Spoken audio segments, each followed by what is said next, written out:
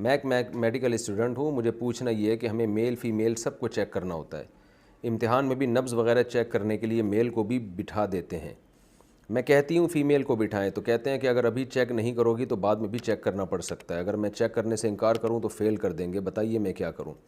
اللہ کا خوف چونکہ ہمارے ہاں ختم ہوتا جا رہا ہے, بس دنیا ہی سب کچھ رہ گیا ہے, اللہ کے حکام کو پس پش ڈال دیا ہے.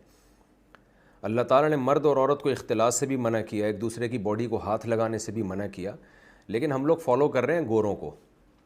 ہم چاہ رہے ہیں کہ ترقی ہم ان جیسی کریں اور پھر مادر پدر آزاد ہو جائیں, بالکل زنا پھیلے سوسائٹی میں. تو اللہ دیکھ رہا ہے, جس نے بنایا ہے نا وہ نہیں چھوڑے گا, وہ انتقام لے گا. اللہ کہتے ہیں فریحوا بما عندهم من العلم, پچھلی قوموں کے پاس جو نالج تھی نا, علم تھا دنیا کا علم, اس پہ وہ فخر کرتے تھے اور ہمارے حکام کو پس پش ڈال دیا. تو آج بھی یہی ہے کہ میڈیکل سائنس ہی کو اور جو سائنس کے دوسرے شعبے ہیں انہی کو انسان نے خدا بنا لیا, اور جو اصل اوریجنل خدا ہے جس نے پیدا کیا, جو نعمتیں دے رہا ہے, اس کی کوئی ویلیو نہیں ہے. تو اس برے ماحول میں سروائیو کرنا ایک شریف لڑکی کے لیے بڑا مشکل کام ہو جاتا ہے, ایک عزت دار عورت کے لیے بڑا مشکل ہو جاتا ہے. آپ ان کو سمجھائیں کہ بھائی میں میل کو نہیں چیک کر سکتی, میں فیمیل ہی کا زندگی بھر علاج کروں گی, مجھے میل کا علاج کرنا ہی نہیں ہے, تو مجھے کیوں آپ ٹریننگ دے رہے ہو. پھر بھی اگر مجبوری ہے تو پھر آپ ہاتھوں میں گلوز وغیرہ لے کے کوئی ایسا یعنی پہن کے جو ہے نا نبض چیک کر لیں, مجبوری ہے, اور توبہ استغفار بھی کریں. اور جیسے ہی آپ یعنی اس ایجوکیشن سے فارغ ہوں تو پھر آپ یہ عزم کریں کہ میں مردوں کا علاج نہیں کروں گی, میں صرف خواتین کا علاج کروں گی. لیڈی ڈاکٹروں کی ضرورت ہے خواتین کے لیے, مردوں کے لیے میل ڈاکٹر بہت ہیں. مجبوری ہو تو مرد بھی بعض دفعہ ہوتا ہی ہے کہ ہم ہاسپٹل میں جاتے ہیں تو لیڈی ڈاکٹر بیٹھی ہوئی ہوتی ہے, تو وہ بھی ہسپتال کی غلطی ہے کہ آپ نے میل کے لیے فیمیل کو کیوں بٹھایا. پیشنٹ تو بیچارہ مجبور ہوتا ہے, وہ ڈاکٹر نہیں بدل سکتا, دوسرے ڈاکٹر کا ٹائم ہی الگ ہوگا. تو مجبوری کے حکام الگ ہیں, لیکن آپ حتی الامکان کوشش کریں اپنے آپ کو اس عذاب سے بچائیں. میں اتنے واقعات ہیں میرے پاس جو لوگ شیئر کرتے ہیں, جو فیمیل ڈاکٹرز میل کا علاج خاص طور پہ ڈینٹسٹ میں, کیونکہ ڈینٹسٹ میں تو بالکل ہی منہ میں گھسا ہوا ہوتا ہے بندہ.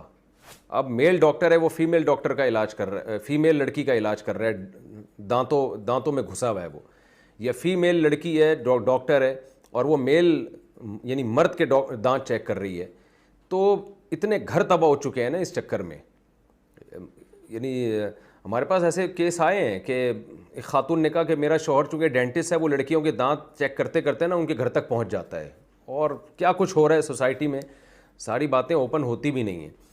تو میں بدگمان نہیں کر رہا آپ کو ڈینٹسٹ سے کہ ڈینٹسٹ سارے خراب ہوتے ہیں, لیکن ہم خرابی کے اسباب کیوں اختیار کریں, خرابی کے اسباب کیوں اختیار کریں. تو اللہ کا خوف ختم ہو گیا, اللہ تعالیٰ نہیں چھوڑے گا. اللہ نے کہا ہے کہ تمتعوا فإن مصیرکم الی النار, اڑاؤ مزے, آنا تم نے جہنم کی آگ کی طرف ہی ہے. تو ترقی کر لو گے آپ, لیکن آخرت برباد ہوگی. اب جس کا آخرت پہ یقین نہیں ہے وہ اس سے بھی زیادہ کرے, وہ تو نائٹ کلبوں میں جا کے برہنہ ناچے. وہ جیسے انگریز تو آخرت پہ یقین نہیں رکھتے, وہ تو سب کچھ کر رہے ہیں, وہ تو ہومو سیکشولیٹی کو بھی پروموٹ کر رہے ہیں.